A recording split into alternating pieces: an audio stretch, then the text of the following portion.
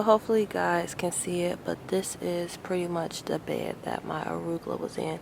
And if you can kind of see, I don't know if it'll focus, but you can still see aphids.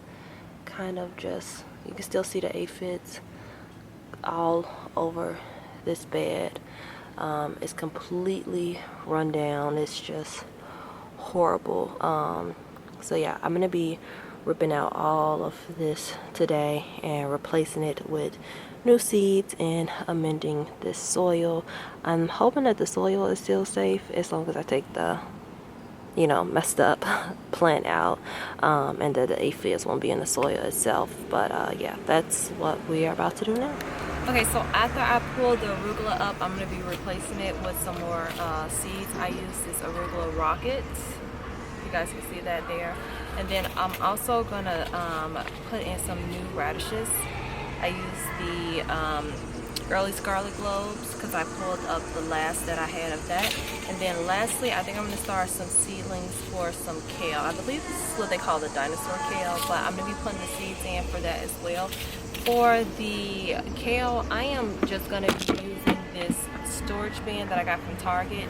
I'm going to take a drill and drill some holes at the bottom here. I'll show you guys how to do that. And the thing I like about this is it has a top, so it helps with the germination process. It just keeps the soil nice and warm. Okay, so the aphid that has barely infested my arugula bed, I'm going to be ripping that out, putting it in a plastic bag. I'm doing it on a separate side away from all the other plants that I'm growing so that the aphids do not get into those plants and kind of infest them as well. So I'm going to be pulling those up. Depending on if the rootage is bad all the way through the soil, I'll replace the soil entirely, or I'll just replace the plant itself. Just pull all the bad plant up and then plant new seeds. So I'm kind of just take a look at it and kind of gauge what needs to happen with that. So keep watching.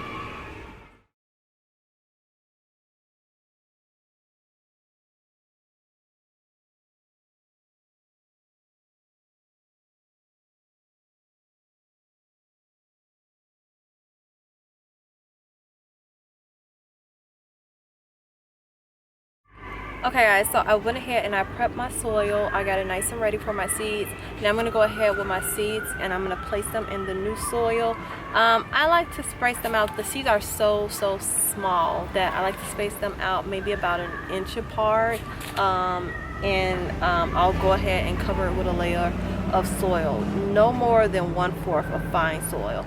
Typically I used to use starter soil on top so that the arugula could penetrate it and not have such a hard time, but I'm all out of that right now. So I'm just going to use regular raised garden bed or potting soil that I have.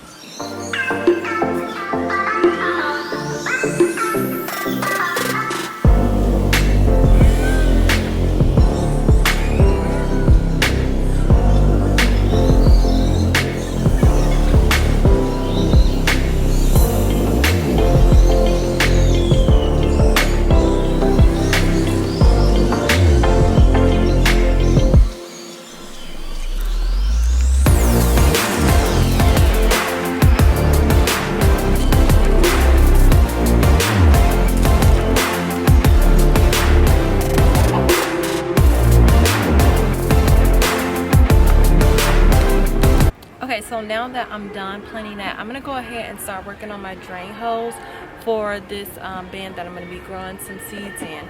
So I have a drill with a little tip on here that's going to make a hole inside, and I'm just going to put drain holes throughout. So like 2 at the top, 2 in the middle, 2 at the bottom.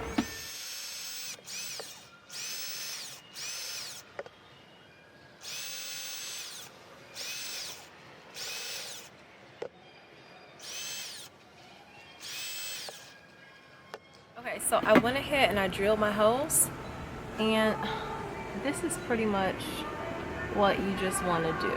I did 6 of them. So now I'm going to go ahead, I'm going to fill this up with some soil, a little bit of compost, and a little bit of fertilizer, and then I'll go ahead with my dragon kale and I'll drop those in. So I'm going to take these, I'm going to plant them, I'm going to space them out maybe about 2 inches until they get like spring ones, and if they're too close together I'll just thin them out. That's usually what I do because I'm not an expert on spacing. And then the back and side of the directions are so bleak sometimes that it doesn't really give you enough information, I feel. Anyway, yeah, I'm gonna go ahead and do that and show you guys when I'm done.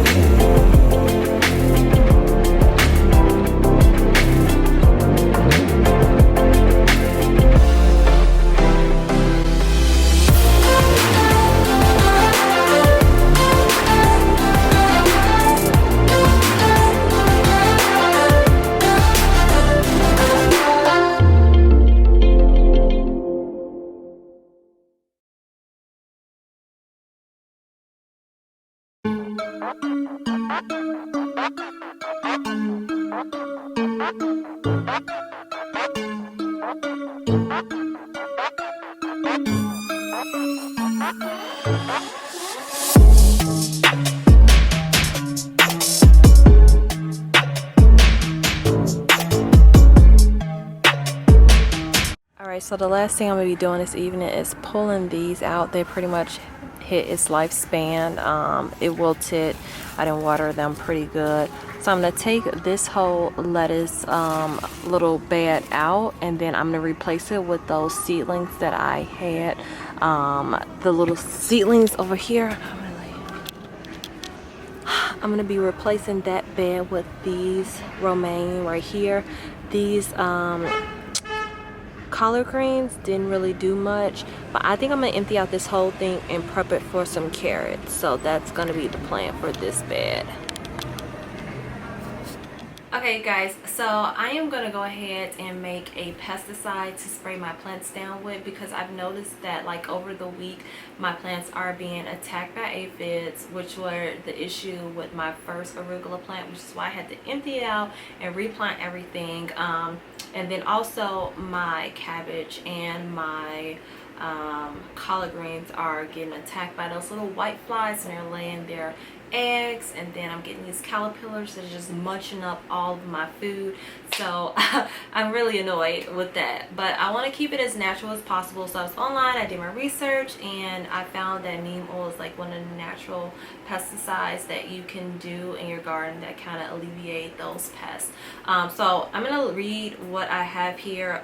Basically a little bit of info on neem oil if you're interested. It says neem oil is a natural and non-toxic pesticide. It derives from the seed of neem trees, most useful when applied to young plants during growth. The compound causes insects to reduce or cease feeding, can prevent larvae from maturing, reduce or interrupt mating behaviors, and in some cases the oil coats the breeding holes of insects and kill them. It's a useful repellent for mites, including aphids and whiteflies. Also of fungicide, reducing root rot, black spots, sooty mold. It says best when applied under low light or indirect sun to avoid foliage burning, and to use it once a week. So I usually feed my plants once a week, so I think I would kind of do this when I would feed my plants. And today I fed my plants, so I'm going to go ahead and use neem oil today. But I'm going to show you how I'm going to make it. I have this 8-ounce spray bottle that I got off Amazon. Sorry, my dog's right here. That I got off of Amazon. I can link it below. Like I said, it's 8 ounces. This is the neem oil I also purchased off Amazon. Right here it says 100% natural, free of water and additives, simple to use, biodegradable. I'm just going to go ahead and open it up. So I'm also going to be using 1/4 teaspoon some castle soap and some hot water, and then of course my neem oil. So I'm going to do 1/4 teaspoon of the neem oil, and then 1/4 teaspoon of the castle soap, and the 8 ounces of water.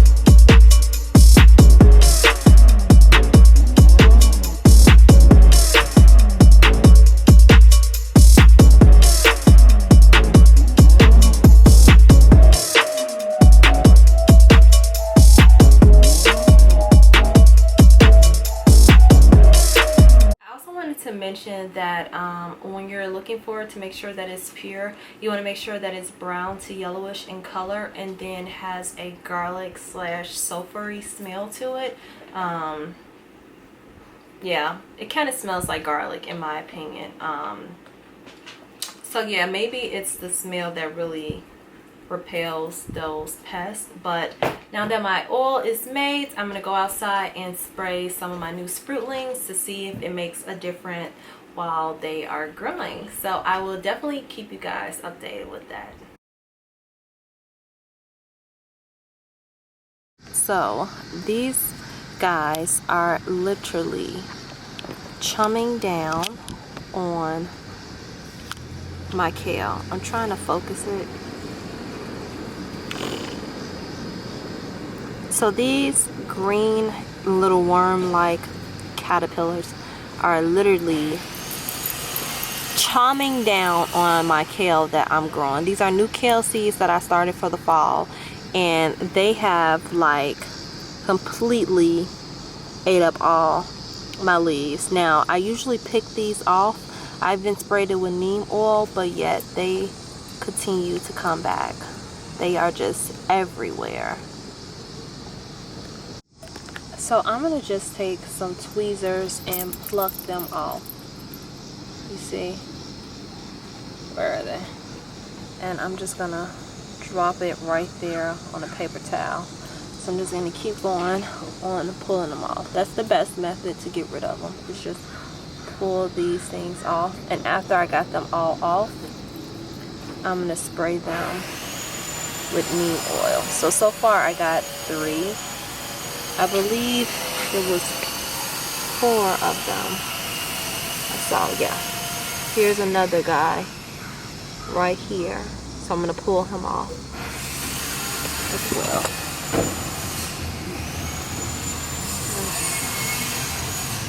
Spotted another one.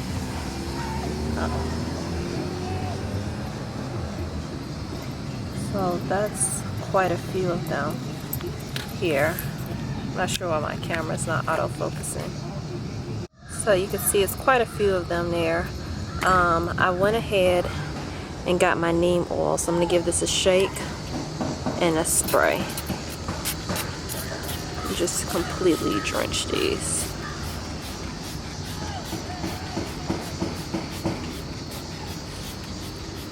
Hopefully this will keep them off.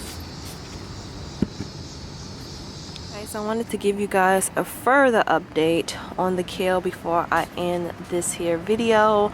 This is about maybe 3 weeks later, but this is all ready to be transplanted now. As you can see, I wanted to wait until it had a nice strong stem on there. Lets me know that the rootage is going to be really good and healthy to be pulled out and transplanted to their new home. So these seedlings did really good. I haven't had a lot of munching from caterpillars lately. I think because it's getting cold, we are in the clear. As you can see, like something was eating on it right there. Little holes over there, but for the most part it's good to go. So yeah, see you guys in my next video. Bye.